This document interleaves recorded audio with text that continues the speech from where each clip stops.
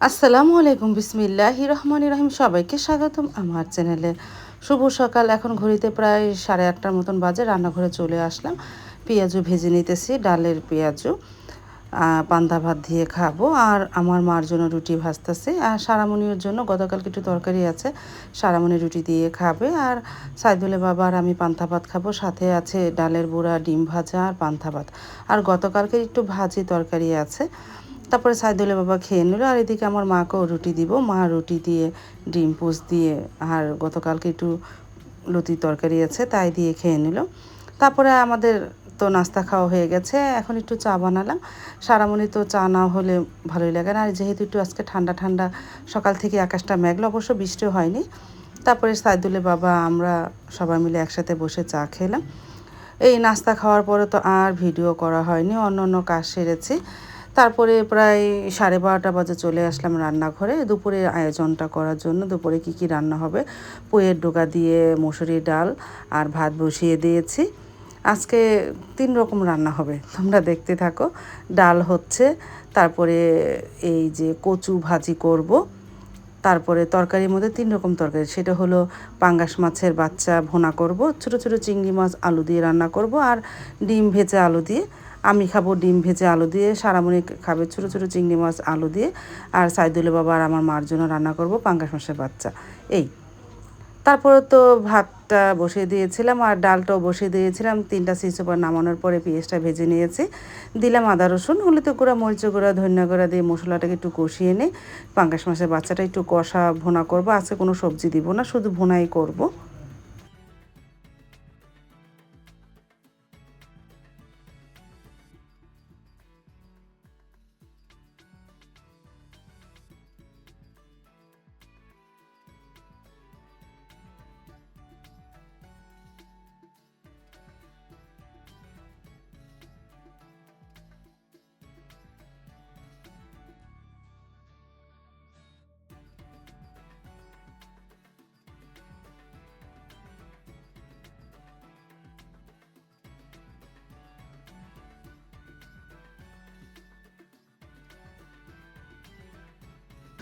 মশলাটা ভালোভাবে কষানো হলো, দিয়ে দিব মাছ। মাছ দিয়ে একটু হালকা কষিয়ে তারপরে পানি দিব না। আর এই যে ডালটা তো নামিয়ে রেখেছি, আর একটু চুলার মধ্যে আবার একটু ঝাল দিয়ে বাগার দিব, রসুন দিয়ে পেঁয়াজ দিয়ে।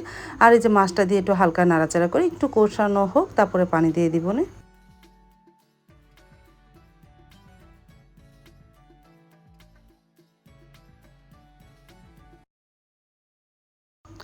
তরকারিটা তো প্রায় হয়ে এসেছে, এখন একটু শাক দিই। আমরা তো তরকারিতে শাক এই মশলাটা খেয়ে থাকি। শাকটা দিয়ে একটু হালকা নাড়াচাড়া দিয়ে ঢেকে দিব। না, না ঢাকলেও হবে, কারণ যেহেতু সব কিছুই হয়ে এসেছে, ঝোলটা ঘন হলে নামিয়ে ফেলবো।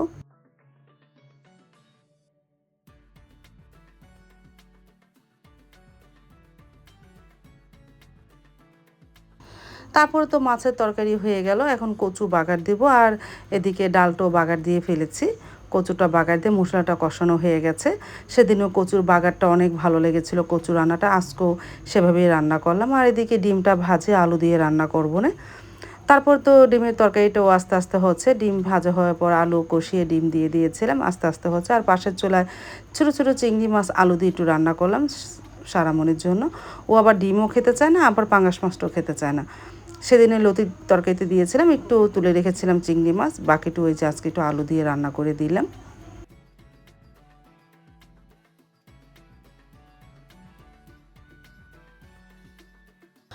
দুপুরে রান্নাটা কমপ্লিট করে ফেললাম। সাইদুল্লাহ বাবাও দোকান থেকে চলে এসেছে, খেতেও বসে পড়েছে। মাকে দিলাম, সারামণিকে ডাক দিলাম, ও একটু পরে খাবে। তারপর আমিও তাদের সাথে খেতে বসে পড়লাম।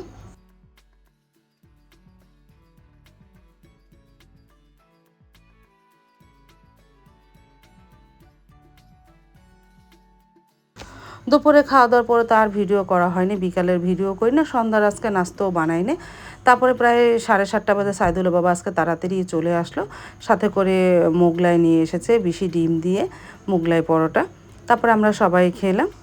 আর মাকে ডাকলাম, মা বলতেছে একটু পরেই খাবে। খাওয়া দাওয়া করে মানে সন্ধ্যার এই নাস্তাটা খাওয়া দাওয়ার পর একটু রেস্ট নিল। প্রায় 9টার দিকে সাইদুলের বাবা খেতে বসলো। এই যে দেখো 9টা 5 বেজে গেছে, আর বসে বসে টিভি দেখতেছে আর খাচ্ছে। তাকে খেতে দিলাম। আজকে দুধ কলা দিয়েও ভাত খাবে বলতেছে, একটু দুধ আর কলা দিয়ে ভাত খাবো। তারপরে তো খাওয়া দাওয়া শেষ সবার, প্রায় এখন বেজে গেছে প্রায় 9:30 মতন। সব কিছু ধোয়া পাকলি করে তারপরে চোলা মুছে সব কিছু গুছিয়ে তারপর রাত্রে শোবো। আমার তো আর হেল্পিং হ্যান্ড নেই, সব কিছু আমি রাত্রে গুছিয়ে শুয়ে থাকি। আল্লাহ হাফেজ, আজ তাহলে।